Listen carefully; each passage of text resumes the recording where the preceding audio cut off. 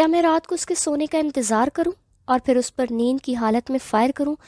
اسے خیال آیا مگر آج رات وہ نہ سویا تو وہ جانتی تھی بعض دفعہ وہ ساری رات کام میں مصروف رہتا ہے اور سوتا بھی نہیں تھا، خاص طور پر ویکنڈ پر۔ آج بھی ویکنڈ تھا، کل اتوار تھا اور عین ممکن تھا وہ آج رات بھی نہ ہوتا۔ وہ کچھ پریشان ہو گئی، وہ کل کا انتظار نہیں کر سکتی تھی، اسے جو بھی کرنا تھا آج ہی کرنا تھا، مگر کب اور کیسے؟ پھر اچانک ایک دھماکے کے ساتھ یاد آیا کہ وہ ہر رات سونے سے پہلے اسٹڈی میں جا کر کچھ دیر اپنا کام کرتا ہے، اور جس رات وہ سونے کے لیے بیڈ روم میں نہیں آتا تو وہ ساری رات اسٹڈی میں کام کرتے ہوئے وہیں گزارتا ہے۔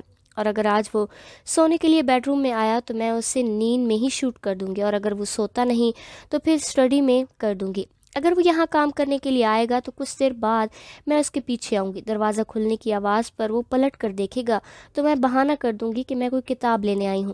وہ ایک بار پھر اپنے کام میں مصروف ہو جائے گا اور تب میں کتابوں کے شیلف کے پاس آ کر وہاں سے ریوالور نکالوں گی اور اسے شوٹ کر دوں گی۔ اس نے ریوالور چھپانے کے لیے جگہ کا انتخاب کیا، اور اگر وہ کام کرنے اسٹڈی میں نہیں آتا تو بھی میں رات کو یہاں آ کر ریوالور نکالوں گی اور بیڈ روم میں جا کر اسے شوٹ کر دوں گی۔ وہ یکدم جیسے کسی نتیجے پر پہنچ گئی، لاؤنج میں سے ریوالور نکال کر وہ واپس اسٹڈی میں آئی۔ اب اسے کتابوں کی کسی ایسی شیلف کا انتخاب کرنا تھا جسے ایمان کم از کم اس وقت تو استعمال نہ کرے۔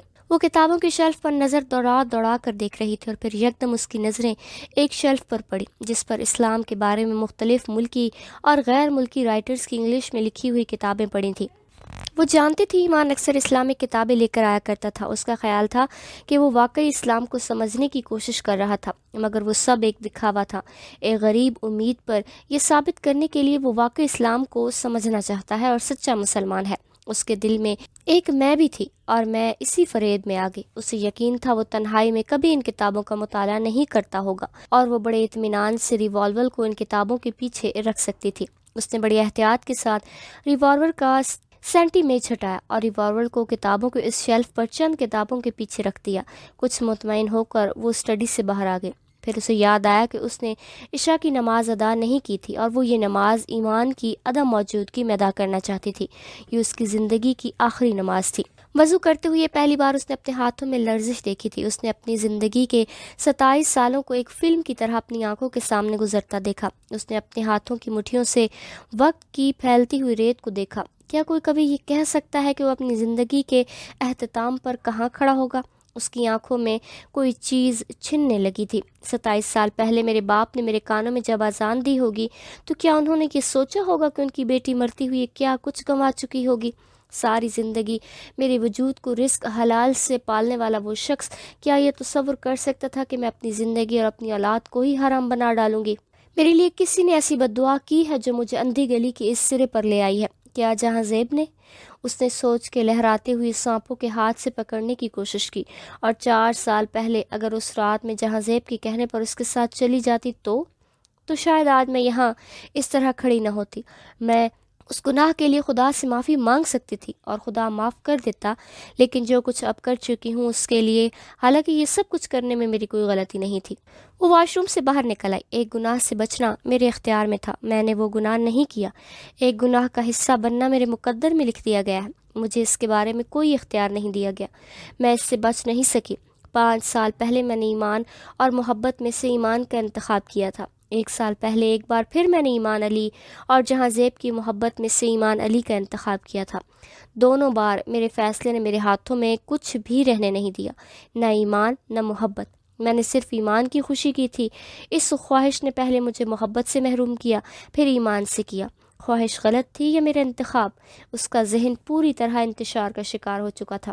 پوری نماز کے دوران وہ اپنی توجہ مرکوز کرنے میں ناکام رہی تھی۔ دعا کرتے ہوئے وہ سوچ رہی تھی، کیا یہ ممکن ہے کہ جس شخص کا عمل میرے جیسے ہو صرف عبادت سے ایمان لے لا دے، صرف ہاتھ اٹھانے سے اس کا مقدر بدل جائے، وہ بھی میرے جیسے انسان کا؟ 5 سال پہلے اپنے وجود سے نفرت کے جس عمل میں وہ مبتلا ہوئی تھی آج اس کی انتہا پر پہنچ چکی تھی۔ نماز پڑھنے کے بعد وہ جائے نماز اٹھا رہی تھی جب اس کی نظر اس براؤن بیگ پر پڑی جس کے بارے میں وہ جاتے جاتے کہہ کر گیا تھا۔ پتہ نہیں کیوں وہ اس بیگ کے پاس آ گئی۔ بیگ کی زپ کھول کر اس نے اندر موجود چیزیں باہر نکالنی شروع کی۔ چاکلیٹس، گھڑی، کارڈیگن، جیولی، اس نے ہر چیز اٹھا کر پھینکنی شروع کر دی۔ ان میں سے کسی چیز کی اس کے نزدیک اہمیت نہیں تھی۔ گفٹس، ایک تلخ مسکراہٹ اس کے چہرے پر ابھری تھی۔ بیگ تقریباً خالی ہو چکا تھا۔ بیگ کی تہہ میں اس کا ہاتھ ایک بڑے پیکٹ سے ٹکرایا۔ اس نے پیکٹ باہر نکالا۔ پیکٹ کا منہ کھولنے کے بعد اس نے اسے الٹا دیا۔ کارپیٹ پر کچھ چھوٹے چھوٹے کھلونے بکھر گئے تھے۔ وہ چند لمحوں کے لیے ساکت ہو گئی۔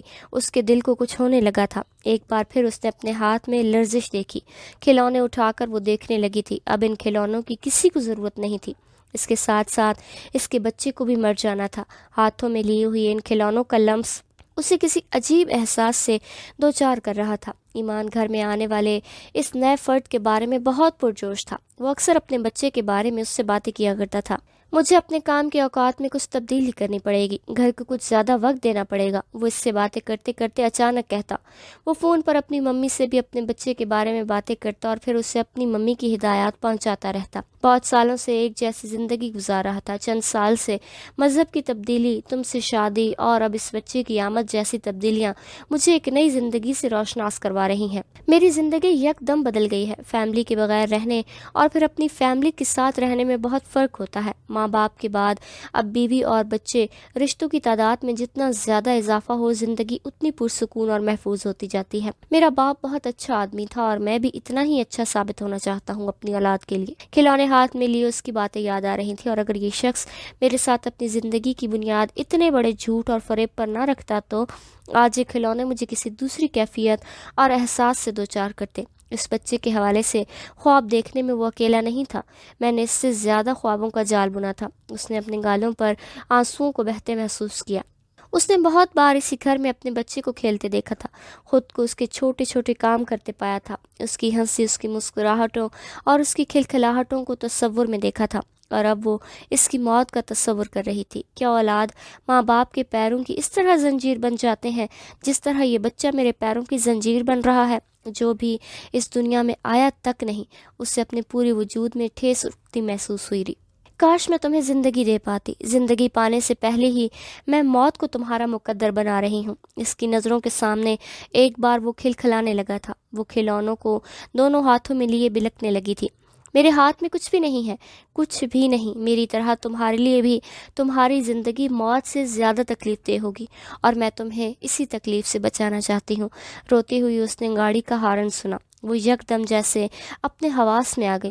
ایمان واپس آ چکا تھا، اور اب اسے وہ سب کچھ پھینک کر بھاگتی ہوئی واش روم میں گئی۔ دونوں ہاتھوں میں پانی لے کر اس کے چھپاکے مارے، اور پھر دوپٹے سے چہرے اور آنکھیں رگڑتے ہوئے باہر آ گئے۔ کار کا ہارن ایک بار پھر سنائی دیا۔ اس بار 2-3 دفعہ ہارن دیا گیا۔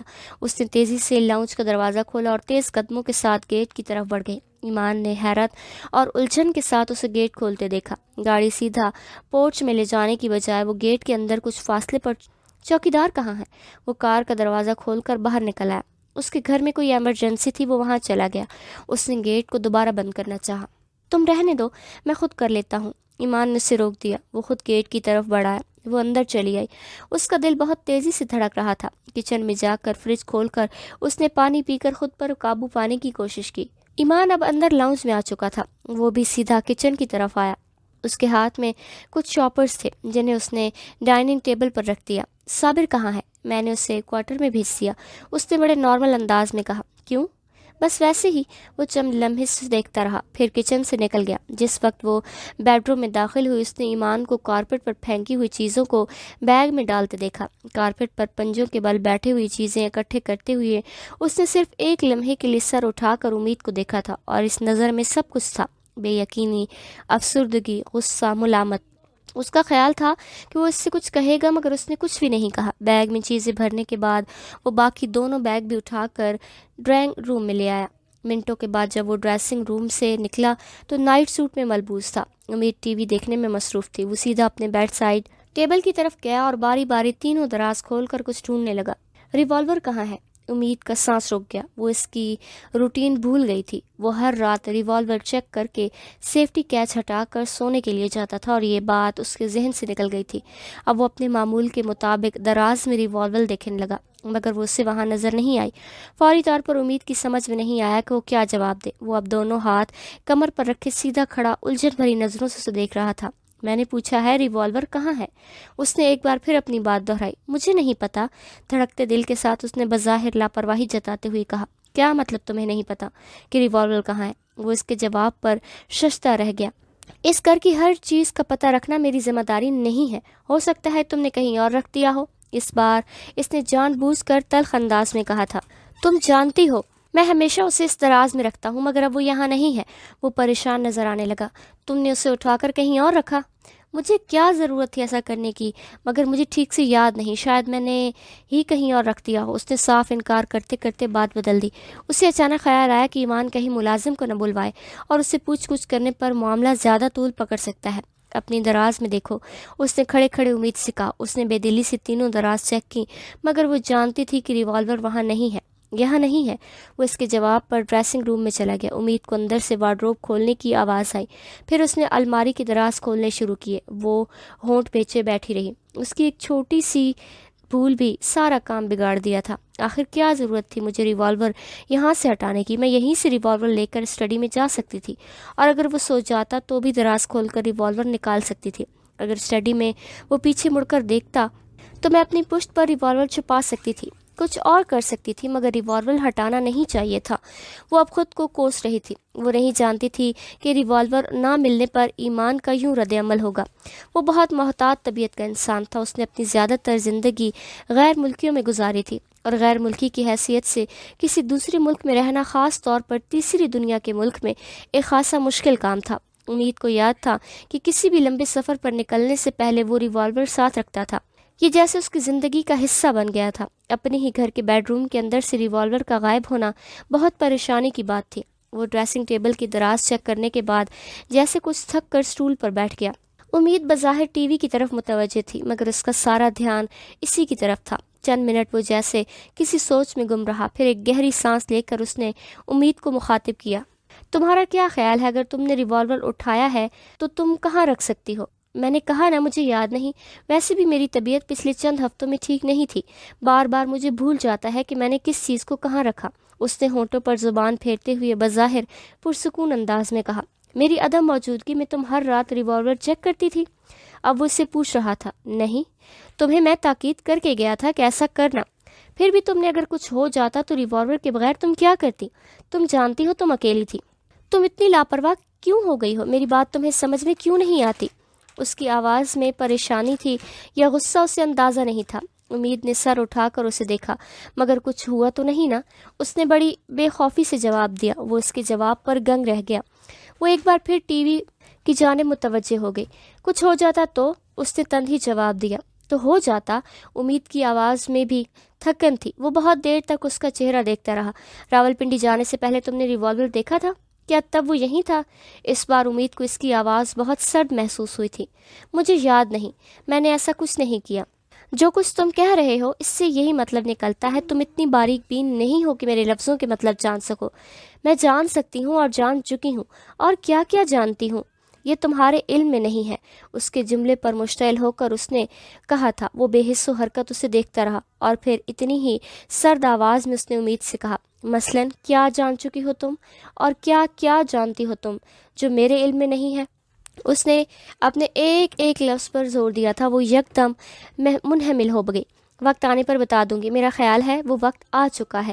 اس کا لب و لہجہ یکسر بدل چکا تھا۔ تم کیا چاہتے ہو؟ ایک چھوٹی سی بات کا بہانہ بنا کر مجھ سے لڑنا چاہتے ہو؟ وہ اسے یک ٹک دیکھتا رہا۔ میں لڑنا چاہتا ہوں؟ ہاں، اسی لیے تو تم بات کو بڑھا رہے ہو۔ مجھ سے جان چھڑانا چاہتے ہو تم چاہتے ہو میں اس گھر سے چلی جاؤں؟ وہ خود کر قابو نہیں رکھ پا رہی تھی۔ میں کیوں جان چھڑانا چاہوں گا تم سے؟ اسے جیسے امید کی بات پر کرنٹ لگا۔ تاکہ میں تمہارے جھوٹ سے بے خبر رہوں، تمہارا فراڈ اور تمہارے گناہ کو جان نہ سکوں۔ اس کا غصہ بڑھتا جا رہا تھا۔ وہ جو بات راز میں رکھنا چاہ رہی تھی، وہ بات خود بخود اس کی زبان پر آ رہی تھی۔ اس نے ایمان کے چہرے کا رنگ اڑتے ہوئے دیکھا۔ پلکیں جھپکائے بغیر وہ بے حس و حرکت اسے دیکھ رہا تھا۔ وہ بہت دیر اسی خاموشی کے ساتھ اسے دیکھتے رہا، پھر اسے اس کی آواز سنائی دی۔ میں جاننا چاہتا ہوں کہ تم میرے کس جھوٹ اور کس فراڈ اور کس گناہ کو جان گئی ہو۔ وہ خود پر قابو پا چکی تھی اور وہ اسے کچھ بھی بتانا نہیں چاہتی تھی۔ میں تم سے کوئی بحث نہیں کرنا چاہتی، مگر میں کرنا چاہتا ہوں۔ وہ اسے دیکھنے لگی۔ بات کو ختم کرو، ایک ریوالور کے لیے اتنا تماشا کھڑا مت کرو۔ تم سوچ رہے ہو ریوالور میری وجہ سے گم ہوا ہے؟ ٹھیک ہے، میں تمہیں اس کی قیمت دے دوں گی۔ وہ اس کی بات پر یکدم بھڑک کر کھڑا ہو گیا۔ کیا مطلب ہے تمہارا قیمت دے دوں گی؟ کون قیمت مانگ رہا ہے تم سے؟ تو پھر اس ہنگامے کا اور کیا مقصد ہے؟ وہ جیسے دم بخود ہو گیا تھا۔ پہلے کتنی چیزوں کی قیمت لے چکا ہوں میں تم سے، میرے ایمان، میری زندگی کی، وہ کہنا چاہتی تھی مگر خاموش رہی۔ تمہیں پتہ ہے کہ یہاں سے اس طرح ریوالور غائب ہونے کا کیا مطلب ہے؟ وہ لائسنس یافتہ ریوالور تھا۔ اگر کسی نے اسے یہاں سے غائب کر دیا ہے تو کسی جرم میں استعمال ہونے کی صورت میں پولیس سیدھا میرے پاس آ جائے گی، میں پکڑا جاؤں گا، میرا کیریئر داؤ پر لگ جائے گا، اور جب تک یہ ریوالور غائب ہے ہمیں خطرہ ہے۔ آخر کون ہے جو بیڈ روم کے دراز سے ریوالور نکال کر لے گیا؟ اور اگر کوئی یہ کر سکتا ہے تو وہ کچھ اور بھی کر سکتا ہے۔ اگر یہ کام ملازم نے کیا ہے تو ہم اور بھی زیادہ خطرے میں ہیں۔ چوکیدار کو بھی تم نے جانے دیا کہ کوئی ایمرجنسی ہو تو اسے، یہ سب کچھ کوئی سازش بھی تو ہو سکتی ہے۔ مجھے کسی سیکیورٹی ایجنسی سے آج گارڈ منگوانا پڑے گا۔ صبح تم ریوالور ڈھونڈنا، ورنہ پھر مجھے پولیس کو FIR لکھوانی پڑے گی۔ وہ بات کرتے کرتے فون کی طرف بڑھ گیا۔ فون پر اس نے کسی سیکیورٹی ایجنسی سے گارڈ کی بات کی تھی۔ وہ بے بسی سے یہ سب کچھ دیکھ رہی تھی۔ اس کی ایک چھوٹی سی لاپرواہی نے ایمان کو محتاط کر دیا تھا۔ وہ بیڈ روم سے نکل گیا تھا۔ وہ اندازہ لگا سکتی تھی کہ اگلے چند منٹوں میں وہ پورے گھر کو چیک کر رہا ہوگا، اور شاید ملازم کو بھی بلوا لے، اور ایسا ہی ہوا تھا۔ چند منٹوں کے بعد بیڈ روم میں آ کر اس نے انٹرکام پر ملازم کو بلوا لیا۔ وہ ہونٹ پینچھے اس کی مصروفیات دیکھتی رہی۔ وہ ایک بار پھر بیڈ روم سے نکل گیا۔ چند منٹوں بعد وہ دوبارہ اندر آ گیا۔ صابر کو ریوالور کے بارے میں کچھ پتہ نہیں۔ اس نے امید کو جیسے مطلع کیا۔ وہ کوئی جواب دیے بغیر ٹی وی دیکھتی رہی۔ وہ ایک بار پھر باہر نکل گیا۔ کچھ دیر بعد امید نے بیل کی آواز سنی۔ اس نے اندازہ لگا دیا تھا کہ گارڈ باہر پہنچ چکا ہوگا۔ کوئی بات نہیں، گارڈ تو باہر ہی ہوگا، وہ اندر آ کر تو کچھ نہیں کر سکے گا، مگر پھر بھی مجھے چوکیدار کو بھی بھیجنے کی کیا ضرورت تھی؟ اس نے ملازم اور چوکیدار کو صرف اسی لیے وہاں سے بھیج دیا تھا تاکہ کسی بھی طرح کوئی مداخلت نہ ہو سکے اور وہ دونوں اس کے منصوبے میں رکاوٹ نہ بن سکیں۔ لیکن اب صورتحال بالکل الٹ ہو گئی تھی۔ اب دونوں کی عدم موجودگی ہی ایک رکاوٹ بن گئی تھی۔ 15-20 منٹ کے بعد گھر میں خاموشی چھا گئی۔ ملازم واپس کوارٹر میں جا چکا تھا اور ایمان واپس بیڈ روم میں نہیں آیا تھا۔ اس کا مطلب تھا وہ اسٹڈی میں جا چکا ہے۔ 15 منٹ انتظار کرنے کے بعد وہ دھڑکتے دل کے ساتھ بیڈ سے اٹھ کھڑی ہوئی۔ ٹی وی آف کرنے کے بعد وہ محتاط انداز میں بیڈ روم سے باہر نکل گئی۔ لاؤنج کی لائٹ بند تھی۔ وہ کچھ مطمئن ہو کر اسٹڈی کی طرف بڑھ گئی۔ دروازے کے نیچے اسٹڈی روم میں جلنے کی روشنی باہر کوریڈور کو بھی روشن کر رہی تھی۔ اس کے دل کی دھڑکن تیز ہو گئی۔ جھک کر دھڑکن تیز ہو گئی۔ جھک کر اس نے ہول سے اسٹڈی کے اندر کا منظر دیکھنے کی کوشش کی۔ اسٹڈی ٹیبل کا ایک کونا نظر آ رہا تھا مگر کمپیوٹر اور سامنے پڑی ہوئی کرسی نظر نہیں آ رہی تھی۔ اس نے اسٹڈی روم میں کوئی آواز سننے کی کوشش کی مگر ناکام رہی۔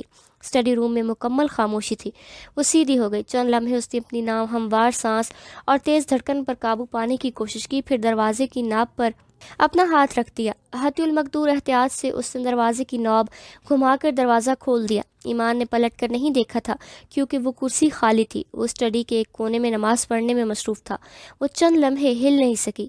یہ نماز کیوں پڑھ رہا ہے؟ جب یہ اس کی وحشت میں اضافہ ہو گیا تھا۔ اسے ابھی بھی یاد تھا کہ اس کے آفس سے اسے یہی کہا گیا تھا کہ یہاں کوئی ایمان علی نہیں، اور ڈینیل ایڈگر کے بارے میں پوچھنے پر فوراً اسے معلومات فراہم کر دی گئی تھیں، اور ایمان علی نے اس سے کہا تھا کہ وہ آفس میں اپنا نام تبدیل کر چکا ہے، وہاں سب اسے ایمان علی کے نام سے ہی جانتے ہیں۔ پھر امریکہ میں وہ ویزا جو اس نے مذہبی رسومات ادا کرنے کے لیے حاصل کیا تھا، کون سے مذہب کی رسومات؟ اور ایمان کے انکل کا وہ بیان کہ ڈینیل نے مذہب تبدیل نہیں کیا بلکہ اس نے انہیں یہ بتایا تھا کہ اس نے امید کے ساتھ اس کی رضامندی سے یہ طے کیا ہے کہ دونوں اپنے اپنے مذہب پر قائم رہیں گے۔ اس کا ریزائن کرنا تب جب وہ اس کے بچے کی ماں بننے والی تھی، بینک کا خالی اکاؤنٹ، رقم کا ٹرانسفر، اس کے ڈاکومنٹس کی عدم موجودگی، اس کے پیرنٹس کا جرمنی سے یکدم غائب ہو جانا، وہ کسی ثبوت کو جھٹلا نہیں سکتی تھی۔ ایک ماہ سے اس کا رابطہ نہ کرنا ہر چیز اسے مجبور کر دیا تھا کہ وہ یقین کر لے کہ ایمان اسے چھوڑ کر چلا گیا تھا۔ واحد چیز جو اس کی سمجھ میں نہیں آئی تھی وہ اس کی واپسی تھی۔ جب وہ اپنے کام نپٹا کر چلا گیا تھا تو واپس کیوں آیا تھا؟ اسے کون سی چیز پیچھے کھینچ لائی تھی؟ اور وہ اتنا انتظار نہیں کر سکتی تھی کہ اس چیز کی کھوج لگاتی۔ وہ جلد از جلد اس سے چھٹکارا حاصل کر لینا چاہتی تھی، اس سے پہلے کہ وہ پھر غائب ہو جاتا۔ اور اب وہ یہاں اسٹڈی روم میں نماز پڑھ رہا تھا، اور تبھی ایک خیال نے اس کے وجود میں برقی روح دوڑا دی۔ کیا وہ جانتا تھا کہ میں یہاں آنے والی ہوں، اور صرف مجھ پر ظاہر کرنے کے لیے اس نے ڈھونگ رچایا ہے؟ وہ ساکت ہو گئی۔ مگر یہ کیسے ہو سکتا ہے؟ آخر اسے کیسے پتہ چل سکتا ہے کہ میں یہاں آنے والی ہوں؟ کیا اس نے میری آہٹ سن لی تھی؟ مگر اسے آخر نماز پڑھنے کی کیا ضرورت تھی؟ کہیں وہ یہ تو نہیں جان گیا کہ میں اس کے بارے میں سب کچھ جان چکی ہوں؟ جب کچھ دیر پہلے میں نے اس کے فریب، جھوٹ اور گناہ کا تانا دیا تھا تو کیا یہ سب کچھ سمجھ گیا تھا؟ اور کیا اسی لیے ریوالور غائب ہونے پر اتنا محتاط ہو گیا تھا؟ کیا اسے خدشہ تھا کہ میں اس ریوالور سے اس پر حملہ کر سکتی ہوں؟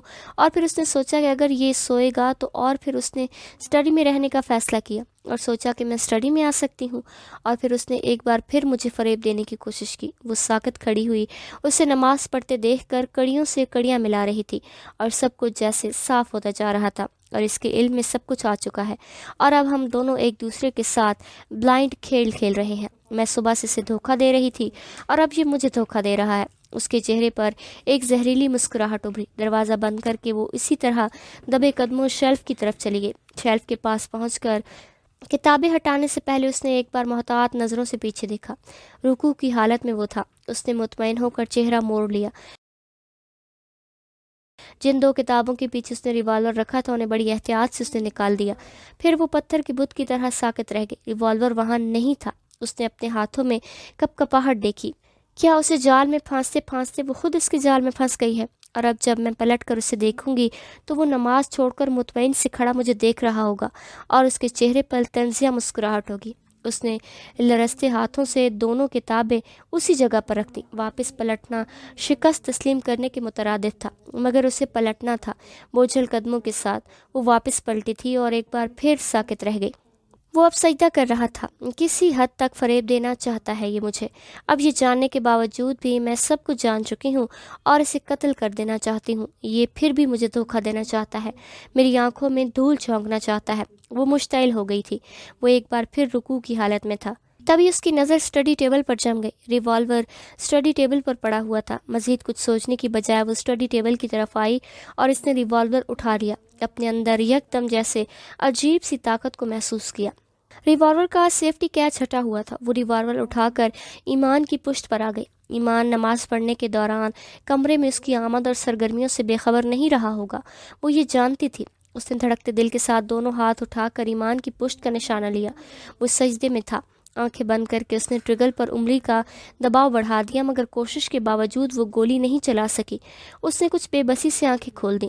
شخص قریب کر رہا ہے، مجھے دھوکہ دے رہا ہے، مگر نماز پڑھ رہا ہے، جائے نماز پر ہے۔ میں اسے اس طرح گولی کیسے مار سکتی ہوں؟ جب میں صبح سے مناسب وقت کا انتظار کر رہی ہوں تو چند منٹ انتظار کر سکتی ہوں، صرف چند منٹ ہی کی تو بات ہے۔ وہ پیچھے ہٹ آئی۔ کتابوں کی شیلف سے ٹیک لگائے وہ ایمان کی پشت پر نظریں جمائے کھڑی تھی۔ وہ اب سلام پھیر رہا تھا۔ امید نے برگرفتاری سے ریوالور اپنی پشت پر چھپا لیا۔ سلام پھیرنے کے بعد اس نے بیٹھے بیٹھے گردن موڑ کر پیچھے دیکھا۔ امید، تمہیں کوئی کام ہے؟ اس نے امید کو مخاطب کیا۔ ہاں، مجھے تم سے کچھ باتیں کرنی ہے۔ وہ کچھ دیر اسے دیکھتا رہا اور پھر گردن واپس موڑ لی۔ میں نماز ختم کر لوں پھر بات کرتا ہوں۔ نہیں، مجھے پہلے بات کرنی ہے۔ تم نماز چھوڑ دو اور اٹھ کر میری بات سنو۔ صرف آخری 2 نفل رہ گئے ہیں، وہ مجھے پڑھ لینے دو۔ تم جانتی ہو ہماری بات بہت لمبی ہو جائے گی، اور میں نماز کو درمیان میں چھوڑ کر جانا نہیں چاہتا۔ اس نے نیت کر لی۔ اس نے زندگی میں کبھی کسی کو اتنی گالیاں نہیں دی تھی جتنی اس نے اس وقت ایمان کو دل میں دی۔ کیا ثابت کرنا چاہتا ہے یہ اپنی نماز سے؟ مجھ پر ابھی کیا باقی رہ گیا ہے؟ کون سی جنت کی تلاش میں ہے؟ یہ اس کا خون کھول رہا ہے۔ اس نے 2 نفل ادا کیے، پھر دعا کے لیے ہاتھ اٹھا دیے۔ وہ منتظر تھی کہ وہ دعا کرنے کے بعد اٹھ کھڑا ہو اور وہ اسے شوٹ کر دے۔ دعا کرنے کے بعد اس نے کھڑے ہو کر جھک کر جائے نماز اٹھائی تھی اور اسے تہہ کرتے ہوئے امید کی طرف پلٹا تھا اور ساکت رہ گیا تھا۔ وہ اس پر ریوالور تانے ہوئے تھے۔ اس نے ایمان کی آنکھوں میں بے یقینی دیکھی اور اگلے ہی لمحے وہ ٹریگر دبا چکی تھی۔ پھر اس نے ایک بار نہیں کئی بار ٹریگر دبایا تھا۔ کمرے میں کسی دھماکے کی آواز گونجی۔ نہ ایمان کے سینے پر گولیوں کا کوئی نشان نمودار ہوا۔ ریوالور خالی تھا۔ اسے یقین نہیں آیا، اسٹڈی میں ریوالور رکھتے ہوئے اس نے خود گولیاں چیک کی تھیں۔ ریوالور پوری طرح لوڈڈ تھا، اور اب تو یہ شخص گولیاں نکال چکا تھا۔ اس لیے کہ میں کیوں قتل کرنا چاہتی ہو مجھے تم؟ اس نے ایمان کے منہ سے سنا، اور پھر وہ جیسے اپنے حواس کھو بیٹھی۔ ہاں، میں مارنا چاہتی ہوں تمہیں، اور مار دوں گی کیونکہ تم اسی قابل ہو۔ وہ بلند آواز میں چلائی۔ ایمان نے اس سے بھی چلاتے نہیں دیکھا تھا، اور آج وہ دیکھ رہا تھا۔ میں تمہارے بارے میں سب کچھ جان چکی ہوں، ہر بات میں نے تم سے۔ ایسا کچھ نہیں چھپایا جس کے جانے پر تم مجھے اس طرح قتل کر دینے کی کوشش کرتی۔ جھوٹ مت بولو اتنا جھوٹ، کم از کم اب تو نہیں جب میں سب کچھ جان چکی ہوں۔ وہ حلق کے بل چلائی۔ کیا جان چکی ہو تم؟ وہ ابھی تک شوق میں تھا۔ تم اس قوم سے تعلق رکھتے ہو، ڈینیل ایڈگر، جو منافق ہے، دھوکہ باز ہے، جھوٹی ہے، کمینی ہے اور سازشوں میں اپنا ثانی نہیں رکھتی۔ اس کے جسم کو ایک جھٹکا لگا۔ Daniel Edgar? ایمان نے بے یقینی سے زہر لب اپنا پرانا نام دہرایا۔ وہ کہہ رہی تھی، تم نے میرے ساتھ جو کچھ کیا وہ تمہارے خون میں رچا ہوا تھا، تم کو وہی کرنا تھا۔ آخر کوئی یہودی ہو نا؟ وہ بدلتی رنگت کے ساتھ اسے دیکھتا رہا۔ کیا سوچا تھا تم نے کہ میں تمہارے ساتھ گناہ کی زندگی گزارتی رہوں گی اور مجھے پتہ بھی نہیں چلے گا، اور پتہ چلے گا بھی تو میں کچھ کر نہیں سکوں گی، سمجھوتا کر لوں گی؟ ڈینیل ایڈگر، تمہارے وجود سے مجھے گندا اور مکروہ لگ رہا ہے، اس کا اندازہ تم نہیں کر سکتے۔ میں ایمان علی ہوں، ڈینیل ایڈگر نہیں ہوں، اور دوبارہ مجھے اس نام سے مخاطب مت کرنا۔ اس بار وہ مشتعل ہو گیا تھا۔ نام بدلنے سے تمہارا کردار بدل جائے گا؟ نام بدل کر کس کو دھوکہ دینا چاہتے ہو؟ میں یہودی ہوں نہ ڈینیل ایڈگر ہوں، اور اب تم مجھے اس نام سے پکارو گی تو میں تمہارے منہ پر تھپڑ ماروں گا۔ اس کی آنکھیں سرخ ہو رہی تھیں۔ امید نے ہاتھ میں پکڑا ہوا ریوالور کھینچ کر اس کے ماتھے پر دے مارا۔ ایمان نے بچنے کی کوشش کی تھی، مگر بچتے بچتے بھی ریوالور اور اس کی کمپٹی سے کچھ اوپر لگا۔ درد کی ایک لہر اس کے سر میں دوڑ گئی۔ تم ڈینیل ہو، ایمان علی کبھی نہیں ہو سکتے۔ وہ ہونٹ پھینچے ایک دم آگے آیا۔ اب مجھے ڈینیل کہو، اس نے امید کو چیلنج کرتے ہوئے کہا۔ میں تمہیں اسی نام سے پکاروں گی جو تم ہو، ڈینیل۔ اس کے منہ پر اتنے زور کا تھپڑ مارا کہ وہ فرش پر گر پڑی۔ کیا ثابت کرنا چاہتے ہو تم؟ یہ کہ تم بہت بڑے مسلمان ہو؟ میں تمہارے بارے میں سب کچھ جان چکی ہوں۔ میرے منہ پر تھپڑ مارنے سے پہلے اپنے آفس کے لوگوں کے منہ پر تمہیں تھپڑ مارنا چاہیے، جہاں سب تم کو ڈینیل کہتے ہیں، جہاں کوئی ایمان علی کو جانتا تک نہیں۔ ایمبیسی کے لوگوں کے منہ پر تھپڑ مارنا چاہیے جو تمہیں ڈینیل کہتے ہیں۔ وہ اٹھ کر کھڑی ہو گئی۔ ایمان یکدم پیچھے ہٹ گیا۔ اپنے سارے ڈاکومنٹس میں تم ڈینیل ایڈگر ہو، تو صرف میرے لیے ایمان علی بننے کا ڈرامہ کیوں کیا؟ کیوں مجھے گندگی کی دلدل میں کھینچ لائے؟ مسلمان ہونے کا دھوکہ کیا، فریب دیا، اور اب مجھ سے جان چھڑا کر تم یہاں سے چلے جانا چاہتے ہو؟ وہ چپ چاپ اسے دیکھتا رہا۔ مجھے یقین نہیں آتا کوئی شخص اتنا جھوٹا، اتنا ذلیل، اتنا بے ضمیر کیسے ہو سکتا ہے جتنا تم ہو۔ محبت کا فریب دے کر مجھ کو دوزخ میں پھینک دیا۔ اتنی جرأت ہونی چاہیے تھی کہ تم میں کہ میرے سامنے کھڑے ہو کر مجھے بتاتے کہ تم مجھے چھوڑنا چاہتے ہو، اس طرح چوروں کی طرح فرار نہ ہوتے، اور میرے ساتھ یہ سب کچھ کرنے کے بعد بھی تم یہ توقع رکھتے ہو کہ میں تمہارے ایمان علی کہوں اور تمہاری اس سچائی پر یقین کروں جو تمہارے پاس ہے ہی نہیں۔ میں نے تم کو کوئی دھوکہ دیا ہے، نہ تمہیں چھوڑ کر بھاگا تھا۔ میں یہیں کھڑا ہوں تمہارے سامنے۔ تم کہاں گئے، جرمنی یا امریکہ؟ اس کا خیال تھا کہ ایمان کا چہرے کا رنگ اڑ جائے گا، مگر ایسا نہیں ہوا۔ وہ خاموش رہا۔ امریکہ کا ویزا لیا تم نے؟ مذہبی رسومات میں شرکت کے لیے؟ کون سی مذہبی رسومات؟ یہودیوں کا سالانہ اجتماع؟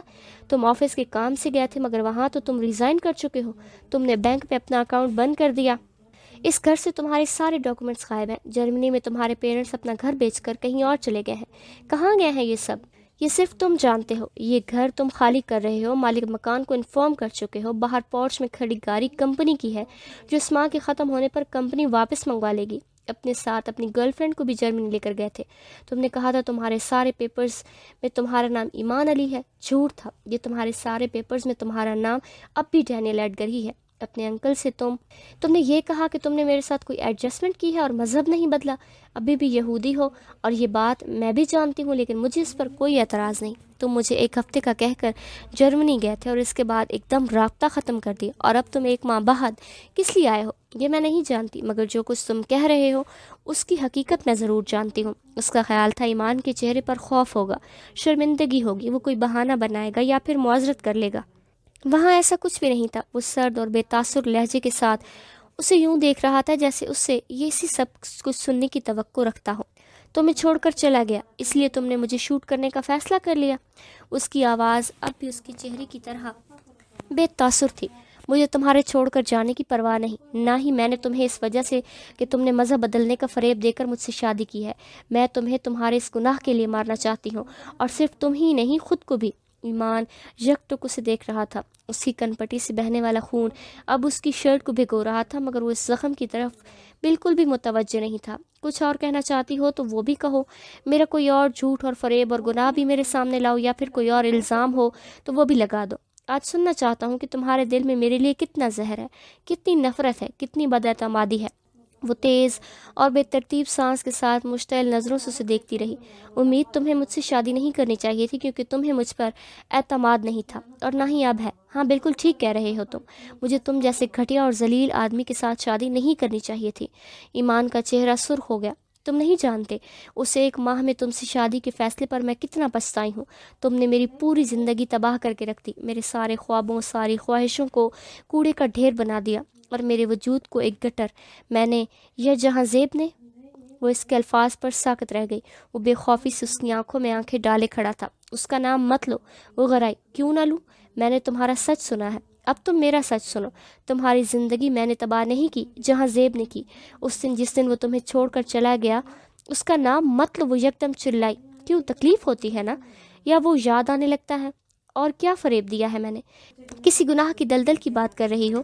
تم وہ عورت ہو جس سے محبت کی ہے میں نے، اور پھر شادی کی ہے۔ تمہارا بچہ میرا بھی بچہ ہے، میں اپنی بیوی اور بچہ چھوڑ کر بھاگ نہیں سکتا۔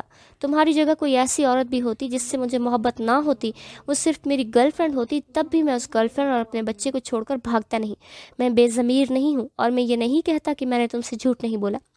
میں نے تم سے جھوٹ بولے ہیں، کچھ مصلحت کی خاطر اور کچھ تمہیں پریشانی سے بچانے کے لیے، مگر تم کو سچ سننا ہے تو سنو۔ ہاں، میں امریکہ گیا تھا، پہلے جرمنی پھر امریکہ۔ میں نے ویزے کی درخواست مذہبی رسومات میں شرکت کی وجہ سے بتا کر گئی، مگر مذہبی رسومات میں جنازے میں شریک بھی شامل ہے۔ میں یہودیوں کے کسی اجتماع میں شرکت کرنے نہیں گیا، میں اپنے ایک فیملی فرینڈ کی آخری رسومات میں شریک ہونے کے لیے گیا تھا۔ میرے ماں باپ گھر بیچ کر غائب نہیں ہو گئے، میں نے اپنے ماں باپ کو ایک دوسری جگہ گھر خرید دیا ہے، پرانا گھر بیچ دیا ہے۔ میں نے تم سے یہ کہا کہ آفس کے کام سے جا رہا ہوں، جبکہ میں ریزائن کر چکا تھا۔ ہاں، میں نے ریزائن کر دیا کیونکہ میرے کچھ اختلافات تھے۔ جس کمپنی میں میں کام کرتا ہوں وہ بنیادی طور پر یہودیوں کی ہے، اور میں یہاں اس کمپنی کی برانچ میں بہت اہم عہدے پر کام کر رہا تھا۔ میرا مسلمان ہونا اور میرے نام کی تبدیلی ان کے لیے بہت بڑا شوق ہوتی، اس لیے میں نے اس بات کو چھپائے رکھا، مگر ابھی کچھ عرصے سے میرے بارے میں کچھ افواہیں ان تک پہنچی تھیں۔ شاید میں ابھی ان کو یہ یقین دلا دیتا کہ یہ صرف افواہیں ہی ہیں، مگر اب کچھ چیزیں بدل گئی ہیں۔ میں چاہتا تھا میرا بچہ جب اس دنیا میں آئے تو اس کی آئیڈینٹی کرائسس کا شکار نہ ہونا پڑے۔ میں مسلم ہوں تو مجھے ایک مسلم کی طور پر پہچانا جائے۔ میں تمہارے اور اپنے بچے کے لیے کوئی مسائل کھڑے کرنا نہیں چاہتا تھا، کوشش کر رہا تھا ہر چیز جگہ پر اور وقت پر ہو، اس لیے میں ریزائن کر دیا۔ وہ دم بخود اس کی باتیں سن رہی تھی۔ تمہیں اسی لیے نہیں بتایا کہ تم پریشان ہوگی۔ چند ہفتوں تک میرے پاسپورٹ اور دوسری ڈاکومنٹس میں بھی تم میرا نام تبدیل شدہ نام اور مذہب دیکھ لو گی، کیونکہ میں اس کے لیے اپلائی کر چکا ہوں۔ اپنے سارے ڈاکومنٹس لے کر فرار نہیں ہوا، اسی لیے ساتھ لے کر گیا تھا، کیونکہ مجھے جاب کے لیے کچھ جگہوں پر اپلائی کرنا تھا۔ یہاں کچھ ملٹی نیشنل کمپنیز سے میری بات ہوئی ہے، مگر مجھے انٹرویو کے لیے ان کے ہیڈ آفس ہی جانا پڑے گا۔ بنیادی طور پر میں اس لیے جرمنی اور امریکہ گیا۔ بینک اکاؤنٹس اسی لیے بند کروا دیا کیونکہ وہ کمپنی کی طرف سے کھلوایا گیا تھا۔ اس میں جو روپیہ تھا اس سے میں نے اپنے پیرنٹس کو جرمنی میں ایک سستا بہتر جگہ پر گھر خرید دیا۔ وہ لوگ کہیں غائب نہیں ہوئی، یہ سچ ہے۔ میں گھر چھوڑ رہا ہوں، گاڑی بھی کمپنی واپس لے گی، تو باہر جانے سے پہلے تمہیں فٹ پاتھ پر تو نہیں چھوڑ کر گیا؟ اس کی آواز میں تلخی تھی۔ یا تمہیں کسی نے گھر سے نکالا اور میں گھر خالی کرنے کی ڈیٹ سے پہلے واپس آ چکا ہوں؟ تمہیں اگر نہیں بتایا تو کوئی فرق نہیں پڑتا، تمہیں اب بھی جہاں لے کر جاؤں گا وہ اتنا ہی اچھا گھر ہوگا، اسی لیے تمہیں اس کے بارے میں فکر مند ہونے کی ضرورت نہیں تھی۔ اور کس گرل فرینڈ کی بات کر رہی تھی تم؟ سمانتھا کی؟ اس کے چہرے پر اب ایک تلخ مسکراہٹ تھی۔ ہاں، وہ میرے ساتھ جرمنی ضرور گئی تھی، مگر میں اس کو لے کر بھاگا نہیں تھا۔ یہ ایک اتفاق تھا کہ اسی بھی انہی دنوں واپس جانا تھا۔ امید کو لگ رہا تھا کہ اس کا وجود آہستہ آہستہ سرد ہوتا جا رہا تھا۔ تم سے رابطہ ٹوٹنے کی وجہ یہ تھی کہ میں ایک حادثے کا شکار ہو گیا تھا۔ امریکہ میں سڑک پر جاتے ہوئے 2 آدمیوں نے مجھ پر حملہ کیا، میرا والیٹ لے گئے اور میرے سر کی پشت پر کوئی چیز ماری۔ اس کے بعد کیا ہوا یہ مجھے یاد نہیں۔ ہاسپٹل میں کئی دن کے بعد مجھے ہوش آیا، اور اس دوران وہ لوگ میرے بارے میں کچھ بھی نہیں جان سکے کیونکہ میرے پاس کچھ بھی نہیں تھا۔ ہوش میں آنے کے بعد بھی مجھے ٹھیک سے کچھ یاد نہیں آ رہا۔ میری یادداشت ٹھیک تھی مگر میں سب کچھ بھول جاتا تھا۔ یاد کرتے کرتے نارمل ہوتے ہوتے کچھ اور دن لگ گئے۔ اس کے بعد جب میں نے رابطہ کرنے کی کوشش کی تو تم یہاں نہیں تھی۔ راولپنڈی کا نمبر میرے والیٹ میں تھا، اس لیے میں وہ بھی کھو بیٹھا، وہاں بھی تم سے رابطہ نہیں کر سکا، مگر میں نے سوچا کہ تم یہی کبھی ہوگی۔ میں کچھ مصروفیات کی وجہ سے تم سے رابطہ نہیں کر پایا، اس لیے مجھے کچھ پریشانی نہیں تھی۔ ہاں، یاد آیا، تم انکل کی بات کر رہی تھی۔ میں نے ان سے جھوٹ بولا تھا امید۔ میں اپنے ماں باپ سے بہت محبت کرتا ہوں اور میں نہیں چاہتا کہ اس خبر سے انہیں تکلیف پہنچے۔ میرے مذہب تبدیل کرنے کا اعلان انہیں رشتہ داروں کی نظروں میں بہت بے عزت کر دیتا۔ وہ لوگ ان کا بائیکاٹ کر دیتے۔ وہ میرے ساتھ صرف اس لیے کبھی نہیں رہے کیونکہ وہ بڑھاپے میں اس علاقے میں رہنا چاہتے تھے جو ہمارا آبائی علاقہ ہے، جہاں ہمارے سارے رشتہ دار ہیں، اور وہ لوگ میرے مذہب تبدیل کرنے پر ان سے ناراض ہو جاتے۔ اس لیے میں نے انکل سے جھوٹ بولا، بلکہ سب سے ہی، مگر یہ جھوٹ میں اب نہیں بولوانا چاہتا، کیونکہ اب مجھے اپنی اولاد کے بارے میں بھی سوچنا تھا۔ وہ بات کرتے کرتے جیسے کچھ تھک کر رک گیا۔ امید بے یقینی کے عالم میں اس کا چہرہ دیکھتی رہی۔ اس لیے میں نے انہیں سب کچھ بتا دیا۔ گھر خرید کر گفٹ کرنے کے بعد اور اس کے بعد جو ایک ہفتہ میں نے جرمنی میں گزارا، وہ میری زندگی کا سب سے تکلیف دہ ہفتہ تھا۔ مجھے پہلے سمجھایا گیا، پھر ڈرایا گیا، اور آخر میں مجھ سے سارے تعلقات ختم کر لیے گئے۔ میں نے اپنے ماں باپ کو مذہب کے بارے میں کبھی اتنا نہیں دیکھا جتنا اس بار دیکھا۔ انہوں نے مجھے دوبارہ کبھی اپنی شکل نہ دکھانے کے لیے کہا ہے۔ اس بار واپس آتے ہوئے میں اپنی کشتیاں جلا کر آیا ہوں، اور یہ آسان کام نہیں تھا، مگر میں نے ایسا کر لیا۔ اب اگر تم میرے انکل کو فون کر کے ان سے میرے بارے میں کچھ پوچھو گی تو وہ میرا نام گالیوں کے ساتھ لیں گے۔ مذہب تبدیل کرتے ہوئے مجھے لگا تھا یہ بہت آسان کام ہے، مگر یہ آسان کام نہیں تھا، خاص طور پر مجھ جیسے شخص کے لیے جو رشتوں کو بہت اہمیت دیتا ہو۔ اپنے ماں باپ کو یہ حقیقت بتانے کے بعد میں نے ان کا جو رویہ دیکھا، اس نے مجھے بہت کچھ سوچنے پر مجبور کر دیا۔ میں سوچتا تھا خون کے رشتے گنوانے کے بعد میرے پاس کیا رہا ہے، مگر پھر مجھے خیال آیا تھا کہ میں حساب کیوں کر رہا ہوں۔ مذہب میں نے سودے بازی کی خاطر تو نہیں بدلا۔ جب ایک راستے پر چل پڑا ہوں تو پھر یہ کیوں سوچوں کہ میں کیا چھوڑ کر جا رہا ہوں، یا منزل پر پہنچ کر حاصل ہونے والی چیزیں ان چھوڑنے والی چیزوں سے زیادہ اور بہتر ہوں گی یا نہیں۔ کوئی بھی انسان ایک وقت میں 2 کشتیوں پر سوار نہیں ہو سکتا، اور میں بہت حماقت کر رہا تھا۔ میں نے اپنی مرضی کی ایک کشتی کا انتخاب کر لیا۔ اس کے بعد میں ڈوبوں یا بچ جاؤں مجھے اس کی پرواہ نہیں۔ امید کو لگ رہا تھا کہ وہ جیسے کھائی میں گرنے والی ہے، اور جس کھائی میں اب وہ گری تھی اس سے وہ باہر نہیں آ سکتی۔ پھر جرمنی میں مجھے تمہارا اور اپنے بچے کا خیال آیا، اور میں سوچتا رہا کہ ایسا بھی نہیں ہے کہ میرے پاس کچھ ہے ہی نہیں۔ کچھ خونی رشتے جو مجھے چھوڑنے پڑے ہیں، ان کے بدلے میرے پاس دوسرے رشتے ہیں۔ حضرت محمد صلی اللہ علیہ وسلم کو بھی تو ان کے سارے رشتہ داروں نے چھوڑ دیا تھا، مگر پھر انہیں سب کچھ مل گیا تھا۔ وہ ایک بار پھر وہی ریفرنس دے رہا تھا جس سے وہ اس کی مکاری اور فریب سمجھ رہی تھی۔ امید کا دل چاہا کہ وہ ڈوب کر مر جائے۔ میری زندگی میں مذہب اتنا اچانک داخل ہوا کہ میں کچھ سمجھ نہیں سکا۔ میرا ہمیشہ یہ خیال رہا کہ میری زندگی میں کوئی کمی نہیں ہے، مگر باقاعدہ طور پر مذہب کو اپنی زندگی کا حصہ بنانے کے بعد مجھے احساس ہوا کہ میں کتنی بڑی کمی کا شکار تھا۔ یہ 2 سال میری زندگی کے سب سے اچھے سال تھے، مگر آج تمہارے منہ سے یہ سب کچھ سن کر میں سوچ رہا ہوں میں کہاں کھڑا ہوں، اور میں یہ بھی سوچ رہا ہوں کہ ابھی آگے مجھے کس کس آزمائش سے گزرنا پڑے گا۔ ہر آسمانی مذہب انسان کو آزماتا ضرور ہے، مگر اسلام تو انسان کو کچھ اور ہی طرح سے آزماتا ہے۔ یہ ایسی آزمائشیں سامنے لے آتا ہے جو بندے کو کندن بنا دیتی ہیں یا پھر راکھ کا ڈھیر، اور پچھلے 1 ماہ سے میں بھی ایسی ہی آزمائشوں سے گزر رہا ہوں۔ کندن بننے میں مجھے بڑا وقت لگے گا، مگر مجھے فخر ہے کہ میں راکھ کا ڈھیر نہیں بنا۔ امید نے اس کے چہرے پر ایک عجیب سی مسکراہٹ دیکھی۔ جب میں بالکل مطمئن ہو چکا تھا کہ میرا کیریئر بن چکا ہے، چند ماہ تک میری پروموشن ہونے والی تھی اور پھر اپنی کمپنی کا اوریجنل ہیڈ بننے جا رہا تھا، مگر میرے سامنے 2 راستے آ گئے۔ مجھے انتخاب کرنا تھا، اور میں نے انتخاب کر لیا، ریزائن کر دیا۔ عجیب بات ہے، مجھے کوئی پچھتاوا نہیں ہے، اور اب اتنے سالوں بعد ایک بار پھر سے مجھے اپنا کیریئر بنانا ہے۔ میں نے کبھی یہ نہیں سوچا تھا کہ میرے ماں باپ مجھے اس طرح چھوڑ دیں گے۔ مجھے لگتا تھا میرا ان کے ساتھ تعلق بہت گہرا ہے، اور میں ان کی ناراضگی برداشت نہیں کر سکتا، مگر میں نے ان کی ناراضگی کی پرواہ نہیں کی۔ ایک بار پھر مجھے انتخاب کرنا پڑا، اور میں نے اپنے مذہب کو ان پر ترجیح دی۔ اور اب تم میرے سامنے ایک آزمائش بن کر آ کھڑی ہو، بے یقینی اور بے اعتمادی کی انتہا کے ساتھ۔ ڈینیل ایڈگر میرے وجود کا سایہ بن چکا ہے، یہ ساری عمر میرے ساتھ رہے گا۔ کوئی بھی شخص اپنا حال اور مستقبل تو بدل نہیں سکتا، مگر ماضی نہیں بدل سکتا، میں بھی نہیں بدل سکتا۔ یہ حقیقت ہمیشہ حقیقت ہی رہے گی کہ میں ایک یہودی کا بیٹا ہوں، اور میری ماں کرسچن ہے، مگر میں اس بارے میں کچھ نہیں کر سکتا۔ کیا اس حوالے سے ساری عمر مجھے گالیاں دو گی اور شک کرو گی؟ تم تو شادی سے پہلے ہی جانتی تھی کہ میں یہودی ہوں۔ میری نسل کی خصوصیات کے بارے میں تم نے تب کیوں نہیں سوچا؟